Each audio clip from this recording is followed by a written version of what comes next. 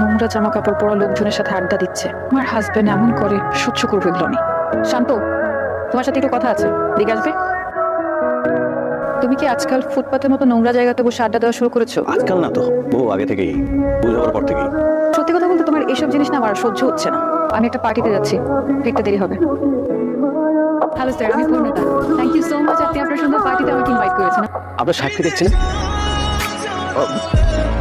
উনি বিজি, দেশের বাইরে গেছে আর কি।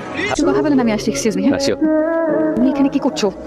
এটা আমার পার্টি, এখানে প্লিজ আমাকে ফুটো করো না এদের মাঝখানে। আর কি পরে এসেছো, মানে এই অবস্থায় এই ধরনের পার্টি? এটা দেখো আমার বিজনেসের জায়গা, সো প্লিজ তুমি এখন চলে যাও। তুমি আমাকে এদের সামনে ইনসাল্ট করো না, এখনই এখান থেকে চলে যাও প্লিজ। আমার কি সৌভাগ্য, হামদা সাহেব যে, প্লিজ আসুন। আসছেন, আমি সিরিয়াসলি বিশ্বাস করতে পারছি না। উনি হচ্ছেন মিস্টার